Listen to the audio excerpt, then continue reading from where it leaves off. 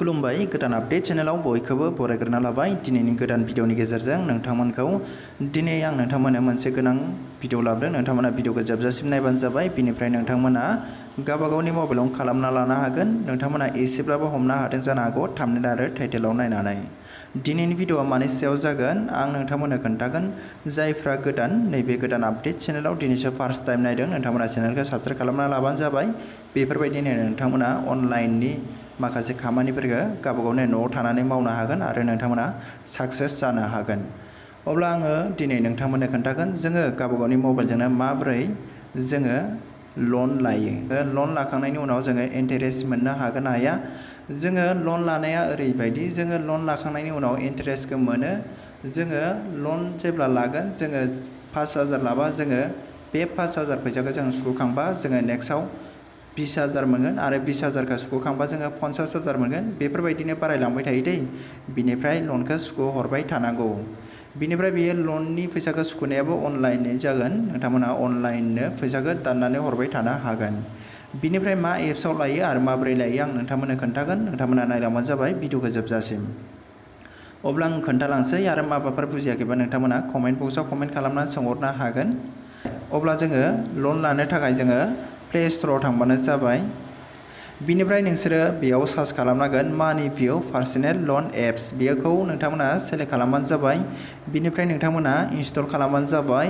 बिनिफ्राय आंना इनस्टल खालामखानाय। बिनिफ्राय आंना आपडेट खालामफिननांगौ। गोबाव जाखाबायमोन आङो बे एपखौ डाउनलड खालामना लानाया। बिनिफ्राय आङो अपेन खालामना खोन्थागोन। नोंथांमोना नायलांबानो जाबाय फारसेनिफ्राय। बिनिफ्राय बे भिडिअआ गोबाव जाखाबायमोन आं सिगांनो बानायना दोनखानाय। बिनिफ्राय आङो बे भिडिअखौ हगारनाय जायाखैमोन। बियो माने भिडिअआ गोमाना थानाय बायदि जादों। बिनिफ्राय आङो दिनैसो मोननानै बे भिडिअखौ हगारफिननाय जाबाय। नोंथांमोना नायबानो जाबाय। आं सिगांनिफ्रायनो लाबाय थाखायोमोन दै लनखौ। बिनिफ्राय दा मानि भिउ एपनि गासै डिटेल्स होनायफ्रा बेलेग जानो हागौ गुबुन गुबुन। नोंथांमोना आंनाव रोङाबाथाय सोंहरबानो जाबाय। बिनिफ्राय आं बुंखायो नैबे भिडिअआ लन लानायनि गासै प्रसेस आं सिगांनो बानायखानायमोन। सिगांनो बे भिडिअखौ बानायखाना दोन्दोंमोन। बिनिफ्राय आङो दिनै आं नोंथांमोननो नैबे भिडिअखौ आङो इउटुबाव हगारनानै होबाय। नोंथांमोनाबो नायनानै फारसेनिफ्राय मोजाङै बानायना लाबानो जाबाय। अब्ला नायलांबाय थादो जोङो माबोरै लन लायो। नोंथांमोना बेखौ इनस्टल खालामना लाबानो जाबाय। बिनिफ्राय आं आपडेट मारिबाय। बिनिफ्राय नोंथांमोना बेखौ अपेन खालामबानो जाबाय। अब्ला आं अपेन खालामसै। आङो मानि भिउ एपखौ अपेन खालामखागोन डाइरेक्ट। नोंथांमोना नायबानो जाबाय फारसेनिफ्राय नायनानै बानायबानो जाबाय दै नोंथांमोना।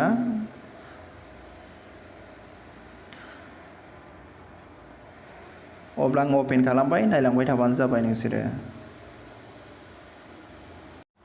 बेनिफ्राय बिनि पेजआ बेफोरबायदि गेवनानै फैगोन। नोंसोर गाहायाव नुदों गेट स्टार्ट। बेयाव नोंसोरो खनसे थुनानै होबानो जाबाय। अब्ला बेफोरबायदि गेवनानै फैगोन। नोंसोर मोजाङै नायबानो जाबाय। बे गाहायाव नुदों नोंसोर टिक मार्क बेखौ होदो। बिनिफ्राय आइ एग्रीआव खनसे थुनानै होबानो जाबाय।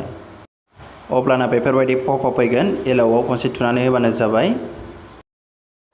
बेनिफ्राय बेयाव नोंनि जिमेल आइडिया बेयाव नुजाफैखागोन दै। नोंथाङा बेयाव बबे जिमेल आइडिखौ सेलेक्ट खालामगोन नोंथाङा बेखौ होबानो जाबाय। बेयाव नोंना जिमेल आइडिया मोनबेसे दं नुजाफैखागोन।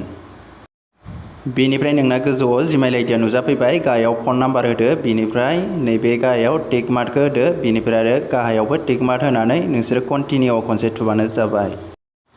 बेनिफ्राय बेफोरबायदि ओंखारगोन। नोङो मबाइल नाम्बार होनायाव मोनसे अटिपि नाम्बार फैगोन। नोंथाङा बेयाव अटिपि नाम्बारखौ होदो। बिनिफ्राय नोंसोरो भेरिफाइ अटिपिआव खनसे थुनानै होबानो जाबाय।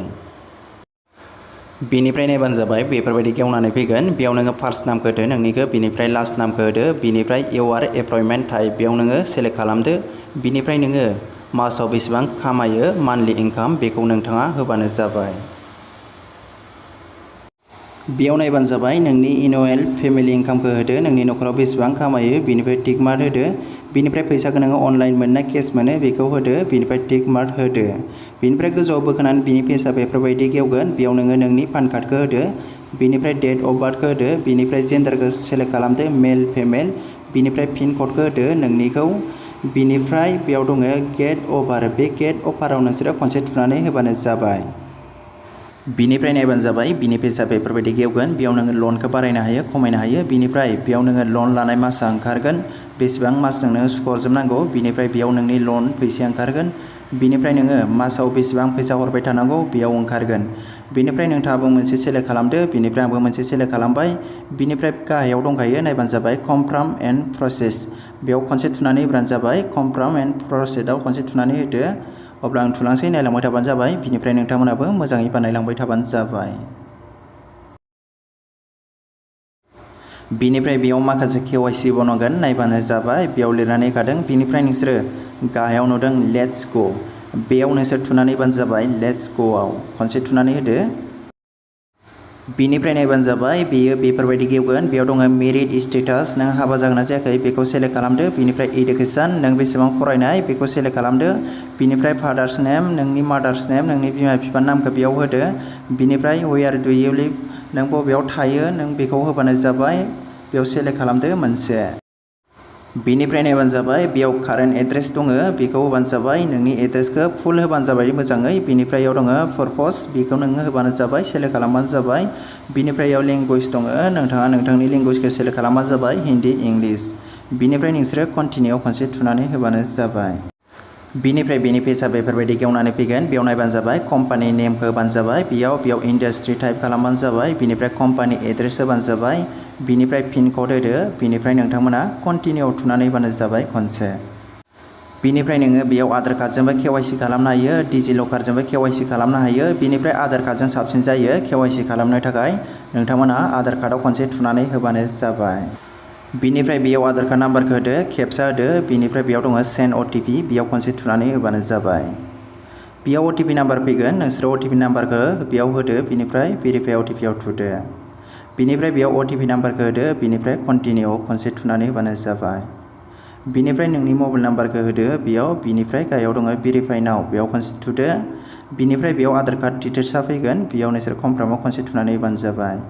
बेयाव नायबानो जाबाय। बेफोरबायदि पेज गेवगोन। बेयाव नोङो फट'खौ हरनांगौ, बिसोरनो फट'खौ सेलेक्ट खालामनानै होबानो जाबाय। बिनिफ्राय फट'आ बेफोरबायदि जानांगौ, बेफोरबायदि खेबनानै हरनांगौ, नायबानो जाबाय।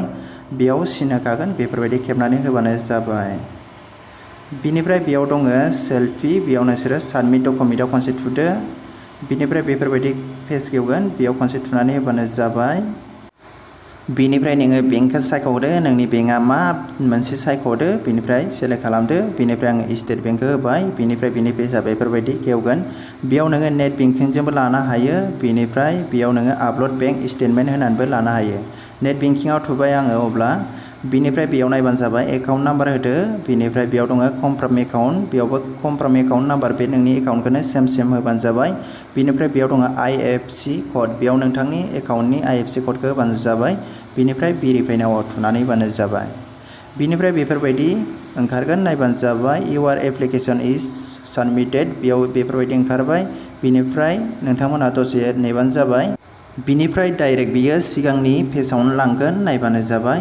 बिनिफ्राय बेफोरबायदि पेज गेवगोन, नायबानो जाबाय। बेयाव दङ अट' डेबिट, बेयाव नोंथांमोना अट' डेबिटखौ एनेबल खालामनांगौ। बिनिफ्राय एनेबल नाउआव थुनानै होबानो जाबाय। बिनि पेजआ बेफोरबायदि गेवनानै फैगोन, नायबानो जाबाय। बेयाव नायबानो जाबाय। नोङो ATM कार्ड डेबिट कार्डजोंबो हायो। बिनिफ्राय आं दा खालामगोन नेट बेंकिं, बे नेट बेंकिंआव आं खनसे थुनानै होनोसै। बिनिफ्राय बिनि पेजआ बेफोरबायदि गेवगोन, गाहायाव नायबानो जाबाय। बेयाव डेबिट कार्डखौ नोंसोर सेलेक्ट खालामदो, बेयाव टिक मार्क होदो। बिनिफ्राय साबमिटआव थुदो। बेयाव मोले नुदों दै, नोंसोर मोजाङै नायबानो जाबाय। बिनिफ्राय बिनि पेजआ बेफोरबायदि गेवगोन। बेयाव नोङो सेलेक्ट बेंकआव नोंनि बेंकखौ सेलेक्ट खालामदो, इउसार ID होदो। बिनिफ्राय पासवर्ड होदो। बिनिफ्राय नोंथांमोना नेक्स्टआव थुनानै होबानो जाबाय। बिनिफ्राय बिनि पेजआ बेफोरबायदि गेवगोन, नोंथांमोना रिभिउ नाउआव थुनानै होबानो जाबाय खनसे। बेयाव नायबानो जाबाय। बेयाव फादार दङ, बेयाव नोङो मबाइल नाम्बार होबानो जाबाय बिफानिखौ। बेयाव दङ फ्रेन्ड्स दङ, रेफारेन्स, नोङो नोंनि लोगोनि बा सोरनिखौबा मबाइल नाम्बारखौ बेयाव होनो हागोन। बिनिफ्राय नोंसोरो बे गाहायाव नुदों कन्टिनिउ, बेयाव खनसे थुनानै होबानो जाबाय कन्टिनिउआव। बिनिफ्राय नायबानो जाबाय। बेयाव दङ सिंक एग्रिमेन्ट, बेयाव खनसे थुदो। बेयाव नुजाखाबाय एग्रिमेन्ट भेरिफाइ साक्सेसफुल, नोंसोरो गाहायाव नुदों डानआव खनसे थुदो। बिनिफ्राय नायबानो जाबाय। गासैबो बेयाव ओंखारफैजोबखाबाय। बेयाव दं मानि ट्रेन्सफार टु बेंक, बेयाव नायदो इन प्रग्रेस ओंखारबाय। बेयाव नोंनि बेंकआव बिसोरो फैसाखौ सोनानै हरबाय, नोङो दसे नेबानो जाबाय। नोंनि बेंक एकाउन्टआव इयो 15 मिनिट थानानै नोंनि बेंक एकाउन्टआव हाबफैगोन। नोंथांमोनाबो बेफोरबायदिनो लानो हागोन। गोबां एप्स मोनो दै लन लाग्रा, नोंथांमोना मोजाङै नायनानै लाबानो जाबाय। मोननै एप्सआव लाबा मोजां जायो। जायफ्रा लन लायो, जोङो सुख'नो हायाबा जोङो मोनसेनिफ्राय लन लानानै जोङो सुख'हरनो हायो। जोङो फनपेजोंबो हायो, गुगोल पेजोंबो हायो लन लानो। नोंथांमोनाबो दिनै नोंथांमोना बे भिडिअखौ नायनानै सोरनोबा फैसा आर्जेन्ट जादोंबा नोंथांमोना नोंसोरो मानि भिउ एपआव लाबानो जाबाय। नोंथांमोना आं खोन्थाखाबाय माबायदि खालामनांगौ। नोंथांमोना आरो रोङाब्ला नोंथांमोना आंनाव सोंहरनो हागोन कमेन्ट बक्सआव कमेन्ट खालामनानै। नोंथांमोना बेफोरबायदिनो खालामबानो जाबाय जायफोरनो फैसा नांगौ। अब्ला दिनै भिडिअआ एसेनोसै, आं नोंथांमोननो बेखौनो शेयार खालामनो होननानै फैदोंमोन। थेंक इउ अब्ला फुल भिडिअ नायनायनि थाखाय।